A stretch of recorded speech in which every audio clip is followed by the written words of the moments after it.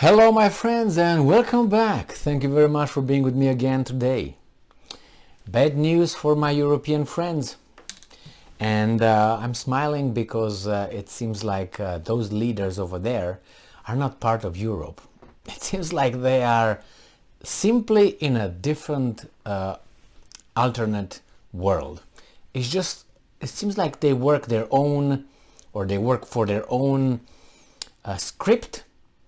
And that script does not coincide with the citizens, the Europe citizens' script or needs. This article comes from Fortune, and it's from July 20th, 2022, and this is the title. Europe is ready to outbid the rest of the world for natural gas in the race to secure winter supply. You would say, what are you talking about, Emil? That's exactly why those leaders are where they are, because they will provide us with gas. That's very true. But who took it in the first place? And then second question, at what price? And that's the catch. Yeah, you're probably going to have gas, but how much will you pay for it? How much? And then how can you buy it? Who's going to lend you some money? The international banking system. Congratulations, Professor Higgins. Excellent. Good job. So Europe is prepared to drive up the cost of everyone's heating bills further, if necessary, in order to secure its supply of natural gas for the upcoming winter. Remember when these guys were crying that Russia is holding the whole world hostage by blocking the grain supply to the rest of the world? You remember how concerned these guys were with the rest of the world, with Africa, with Asia, with everybody. They will be starving. At least about 1 billion people will be at the point of starvation. Well, it seems like when it's about, cutthroat thing, bye-bye. We buy everything and we don't care about you guys if you're going to have any heating over there. All right, so according to European Union officials, whether the world market can pay for a tanker transporting a supercooled form of the fossil fuel across international waters, Europe will be willing to top it. So whether the world market can pay for a tanker transporting a supercooled form of the fossil fuel across international waters, Europe will be willing to top it. So far, the plan to secure a greater share in the global scramble for liquefied natural gas by paying through the nose is working, said one senior figure in the Brussels speaking on background. Since suppliers around the world get a better deal with Europe over countries that either could not or would not match its bid, for example those in Asia, EU member states gobbled up an additional 21 billion cubic meters of global LNG supply over the past 6 months.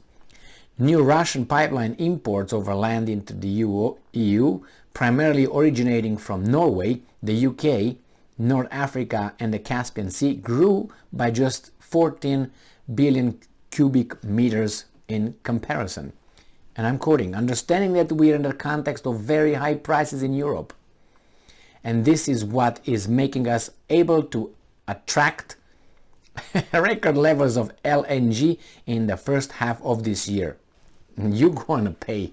With cooler months approaching, Brussels aims to ensure households do not need to forego on heating during the winter. The industry is expressly warned that it might be affected. However, the thing is like this. There are going to be Lamborghinis and Bentleys and whatever cars available to buy. They will make sure the manufacturers provide those cars. The problem is there will not be people able to buy those cars. So yes, gas will be available, and they say, well, we provide gas, you guys have gas. But you will not be able to buy and to consume that gas at the price provided. So the governments will say, you know what, guys, we gave you gas, we fixed things and so on, but the gas is going to be 50% more expensive. So what are you going to do? You're going to turn off a little bit here and there, so you can adjust, so you don't pay it as much, you don't consume that much. Instead of saying, hey guys, you need to, limit your things. It sounds worse, limit your consumption and all, because it's going to be shortages. You're going to say, oh, I'm going to change these guys here. They're not good. We're going to change the other ones. We're going to vote for the other ones, But now they say, no, we're going to give you gas. Double the price. Or who knows? I know they're going to say here. So let's go and see how much they will do it. So it says,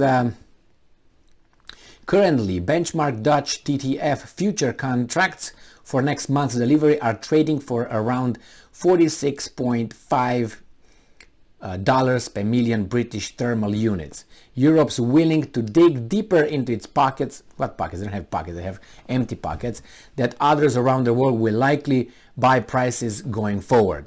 The assumptions we have for the second half of the year is this will not change, the EU official said.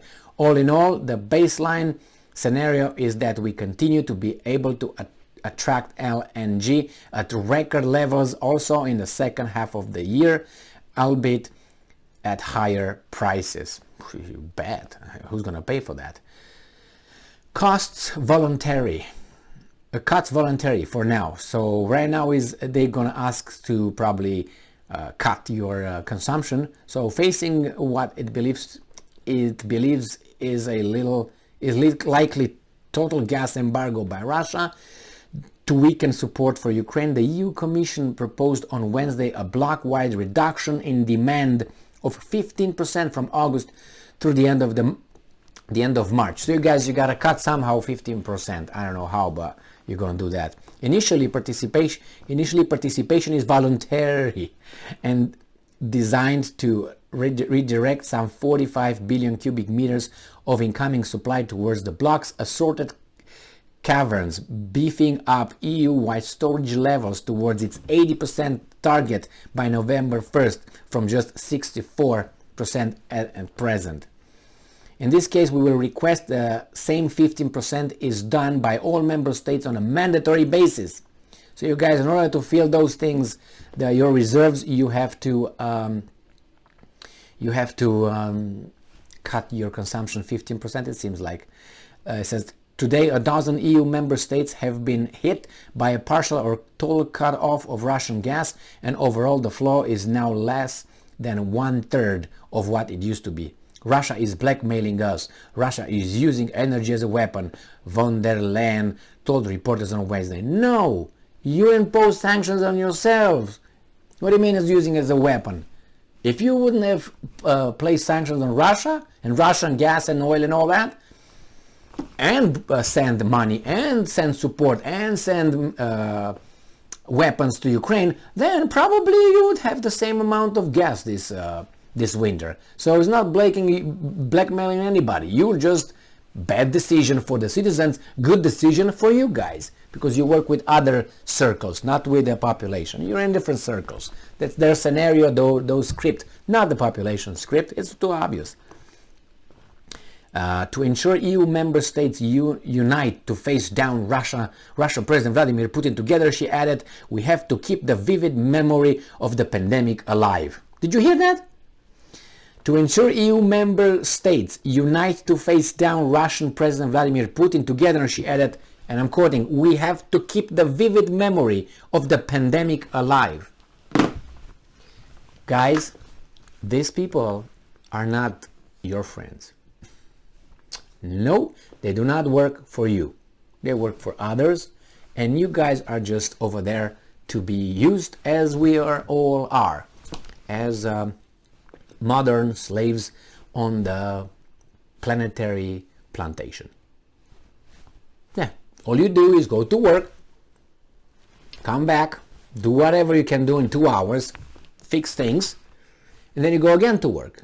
Charge your battery, and on weekends you try to rest and fix things, or maybe have a little bit of fun to recharge your batteries so you can work harder on Monday until Friday. That's how is this world. But you can stay home, And you still receive money from these hamsters like us that go and work like crazy, and the taxes are taken from us. And if you don't pay the taxes, people with guns will come and say, hey, this way. Thank you very much for being with me again today. Stay strong, stay smart, look for the truth, and be just.